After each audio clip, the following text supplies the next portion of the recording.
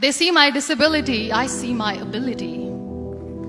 They call me disabled, I call myself differently abled. There are some incidents that happen in your life.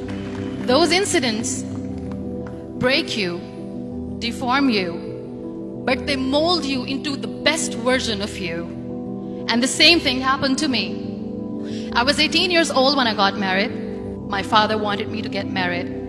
And all I said was, if that makes you happy, I'll say yes. And of course, it was never a happy marriage. Just about after 2 years of getting married, I met a car accident. Somehow my husband fell asleep and the car fell in the ditch. He managed to jump out, saved himself. I'm happy for him. But I stayed inside the car and I sustained a lot of injuries. The list is a bit long, don't get scared. The wrist was fractured. Shoulder bone and collarbone were fractured. My whole rib cage got fractured. And because of the rib cage injury, lungs and liver were badly injured. I couldn't breathe. I lost urinary bowel control. That's why I have to wear the bag wherever I go. 3 vertebrae of my backbone were completely crushed, and I got paralyzed for the rest of my life.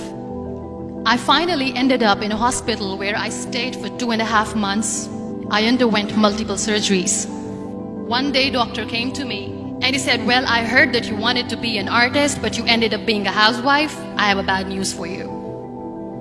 You won't be able to paint again because your wrist and your arm are so deformed, you won't be able to hold a pen again. Next day, doctor came to me and said, your spine injury is so bad, you won't be able to walk again. Because of your spine injury and the fixation that you have in your back, you won't be able to give birth to a child again. That day, I was devastated. I asked my mother, why me? And that is where I started to question my existence. Why am I even alive? And that is where I realized that the words have the power to heal the soul. My mother said to me, this too shall pass. God has a greater plan for you. I don't know what it is, but He surely has. And in all that distress and grief, somehow or the other, those words were so magical that they kept me going. One day I asked my brothers, I know I have a deformed hand, but I'm tired of looking at these white walls in the hospital and wearing these white scrubs. I'm getting tired of this. I want to add more colors to my life. I want to do something. Bring me some colors, bring me some small canvas. I want to paint.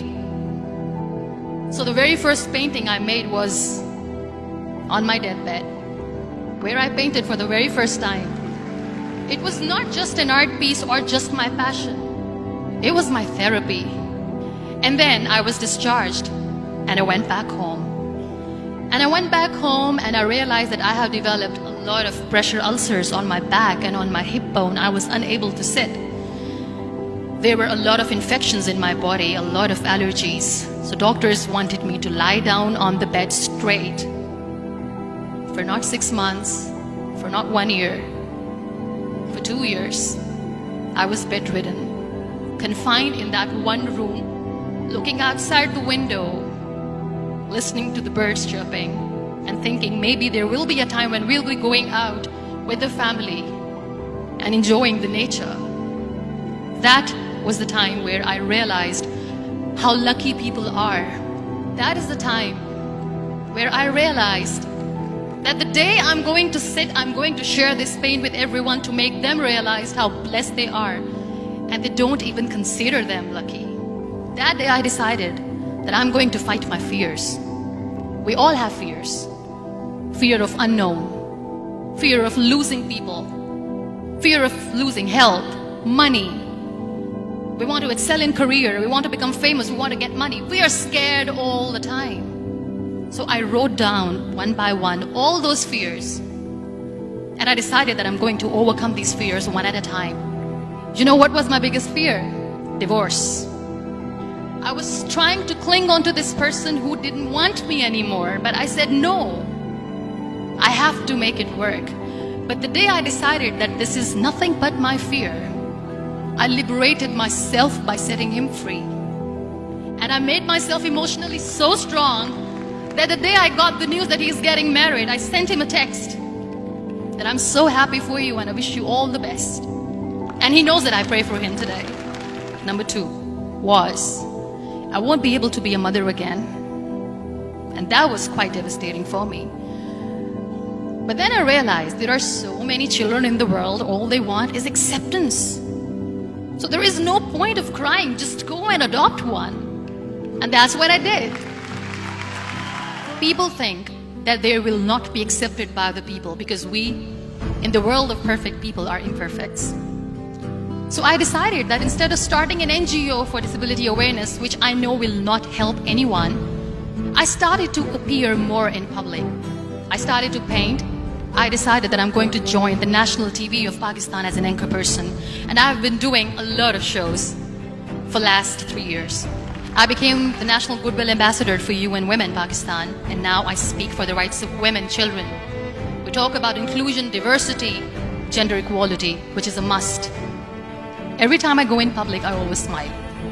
It's always a big toothy smile on my face, and people ask me, don't you get tired of smiling all the time? What's the secret?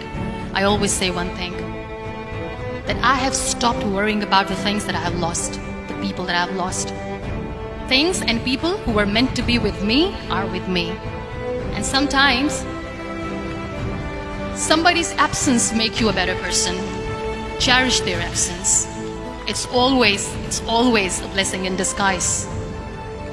Live your life fully. Accept yourself the way you are. Be kind to yourself. Be kind to yourself. I'll repeat, be kind to yourself, and only then you can be kind to others. Love yourself and spread that love. Life will be hard. There will be turmoils, there will be trials, but that will only make you stronger. So when you accept yourself the way you are, the world recognizes you. It all starts from within.